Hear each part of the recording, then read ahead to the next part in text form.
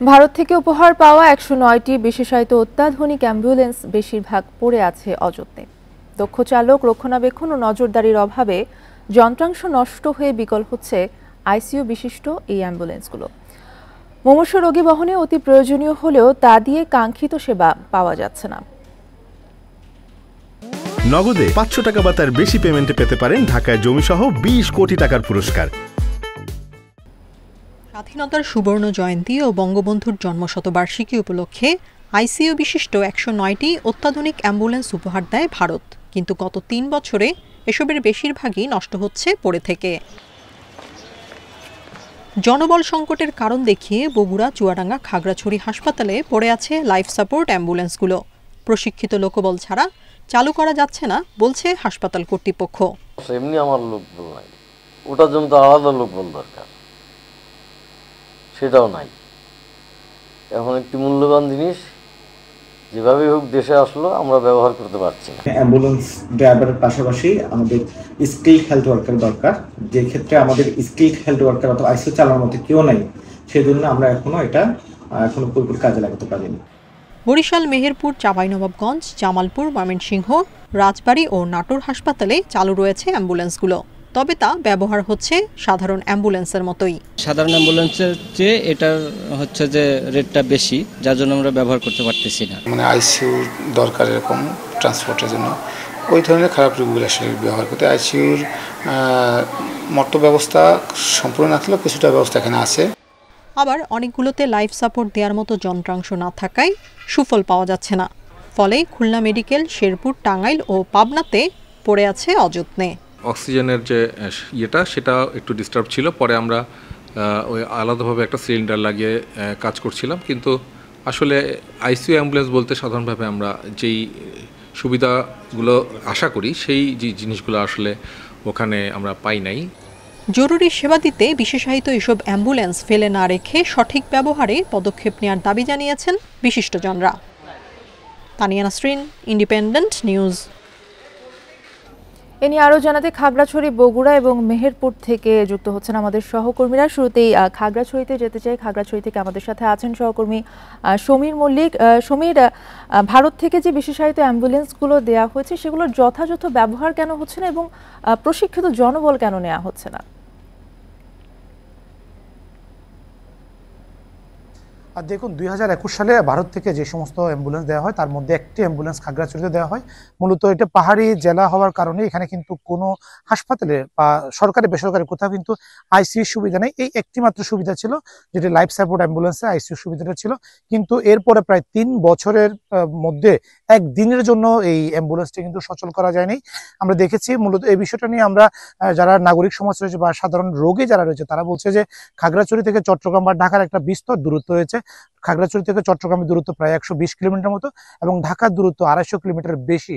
এই লম্বা সময়ে যদি কোনো অসুস্থ রোগী আসলে তাদেরকে মানে খাগড়াছড়ি থেকে চট্টগ্রাম বা ঢাকায় স্থানান্তর করতে হয়, সেক্ষেত্রে অনেক সময় লাইফ সাপোর্ট অ্যাম্বুলেন্সের প্রয়োজন হয়। কিন্তু এটা কখনো এখানকার যারা রোগী রয়েছে বা তাদের স্বজনরা কখনো কিন্তু আসলে এটা কখনো বিভিন্ন সময় আইসিইউর প্রয়োজন হলেও এই লাইফ সাপোর্ট অ্যাম্বুলেন্স তারা আসলে ব্যবহার করতে পারেনি, যে কারণে অনেক রোগীকে আসলে পথের মধ্যে মারা যেতে হয়েছে। এরকম আমরা বেশ কিছু নজির কিন্তু দেখেছি আইসিইউ সুবিধা না থাকার কারণে। কিন্তু ভারত সরকারের পক্ষ থেকে যে লাইফ সাপোর্ট অ্যাম্বুলেন্সটি দেওয়া হয়, এই বিষয়টা কেন চালু করা যাচ্ছে না, অ্যাম্বুলেন্সটি কেন চালু যাচ্ছে না, এটা বিষয়টা নিয়ে কিন্তু আমরা যারা হাসপাতাল কর্তৃপক্ষ তাদের সাথে বেশ কয়েকবার কথা বলেছে। তারা যে বিষয়টা বারবার বলছে যে এখানে অ্যাম্বুলেন্সটি চালানোর জন্য যে ধরনের জনবল দরকার সেই ধরনের জনবল কিন্তু এখানে তাদের হাসপাতাল কর্তৃপক্ষের কাছে নেই।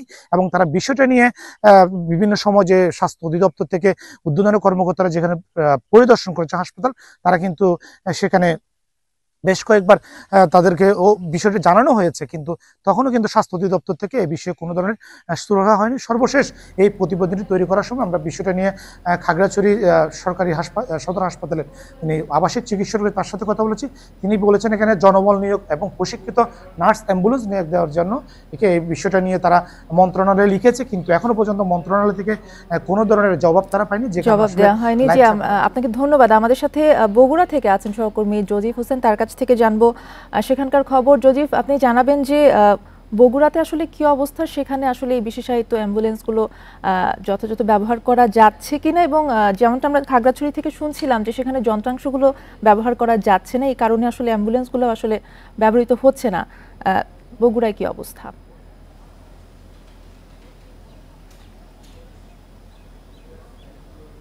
খাগড়াছড়ি কিংবা দেশের যে অন্যান্য জেলাগুলোতে কিংবা রাজধানীতে যে অ্যাম্বুলেন্সগুলো দেওয়া হয়েছে, বগুড়াতেও কিন্তু এই বিশেষায়িত অ্যাম্বুলেন্সগুলোর একই অবস্থা আমরা দেখতে পেয়েছি। এবং এখন আমি যেখানে দাঁড়িয়েছি এটি মোহাম্মদ আলী হাসপাতাল। এই মোহাম্মদ আলী হাসপাতালে কিন্তু সেই সময় একটি অ্যাম্বুলেন্স উপহার দেওয়া হয়, এবং আপনি আমার ঠিক পেছনে দেখতে পারবেন যে এই আমি বিশেষায়িত অ্যাম্বুলেন্স বাদ দিয়ে যদি যেই অ্যাম্বুলেন্সগুলো সবচেয়ে বেশি প্রচলিত হয়, যেগুলোতে কোনো লাইফ সাপোর্ট নেই কিংবা অন্য কোনো ধরনের সুবিধা নেই, সেই অ্যাম্বুলেন্সগুলোই কিন্তু আপনার 999-এর মাধ্যমে কিংবা হাসপাতালের যারা রোগীরা রয়েছেন তারা কিন্তু সবচেয়ে বেশি ব্যবহার করে।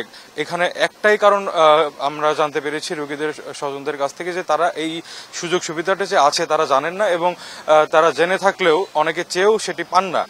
আমরা হাসপাতাল কর্তৃপক্ষের সাথে যখন কথা বলার পরে তারা যেটি জানিয়েছেন যে আসলে এই অ্যাম্বুলেন্সটি পরিচালনার জন্য যে পরিমাণ লোকজন দরকার কিংবা অভিজ্ঞ দক্ষ জনবল দরকার সেটি কিন্তু তাদের কাছে নেই। আপনি ঠিক দেখতে পাচ্ছেন যে এই আইসিইউ অ্যাম্বুলেন্স, এখানে আমি যদি বলি যে আইসিইউ অ্যাম্বুলেন্সটি কিন্তু হাসপাতালের যে গ্যারেজ, অর্থাৎ গ্যারেজ আমি যদি একটু উপমা হিসেবে বলি যে হাসপাতালের আইসিইউতেই রয়েছে এই আইসিইউ অ্যাম্বুলেন্সটি, তাহলে কিন্তু ভুল হবে না। এখানে আমি দেখতে পেরেছি যে ধুলার একটা আস্তরণ পড়ে আছে, মোটা আস্তরণ, যে আস্তরণটি ভেদ করে আসলে কি লেখা আছে সেটিও কিন্তু আমার পড়তে গেলে ধুলোটা মুছে পড়তে হয়েছে।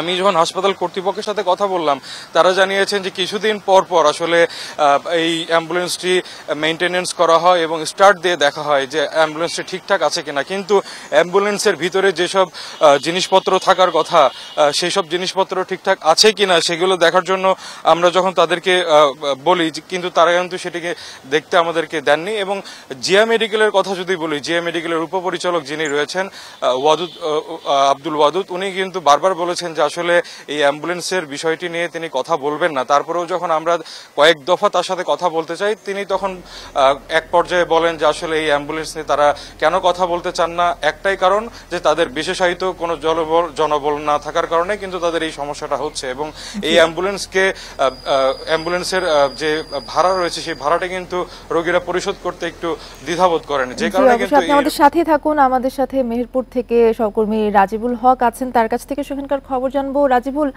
যেমনটা সহকর্মীদের কাছ থেকে শুনছিলাম, এই অ্যাম্বুলেন্সগুলো আসলে পরিচালনা করা যাচ্ছে না বলে কিন্তু অকেজো হয়ে আছে।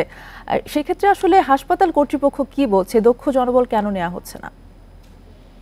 মেহেরপুর জেনারেল হাসপাতালে যে বিশেষায়িত যে ভারত সরকার কর্তৃক উপহার হিসেবে পাওয়া যে অ্যাম্বুলেন্স সেটি একটি আছে, এবং এটি মেহেরপুরে আসলে সচল আছে। তবে এই অ্যাম্বুলেন্সটি আসলে সবার ক্ষেত্রে ব্যবহার প্রযোজ্য নয়। শুধুমাত্র মেহেরপুর জেনারেল হাসপাতালে যে মুমূর্ষু রোগী আসে এবং তাদের আধুনিক যে চিকিৎসা ব্যবস্থা আছে, এই অ্যাম্বুলেন্সটি শুধুমাত্র মুমূর্ষু এবং বিশেষ করে হার্টের অথবা হৃদরোগ আক্রান্ত রোগীদের জন্য, যাদের বিশেষ করে লাইফ সাপোর্টে এক স্থান থেকে অন্য স্থান স্থানান্তর করা হয়, শুধুমাত্র তাদের জন্য আসলে মেহেরপুরে যে আইসিইউ বিশিষ্ট যে অ্যাম্বুলেন্সটি আছে সেটি শুধুমাত্র ব্যবহার করে। এছাড়া কিন্তু সাধারণ যে রোগীগুলো আছে এদের জন্য বাইরে থেকে অন্যান্য অ্যাম্বুলেন্স ব্যবহার করে রোগী ও রোগী স্বজনরা।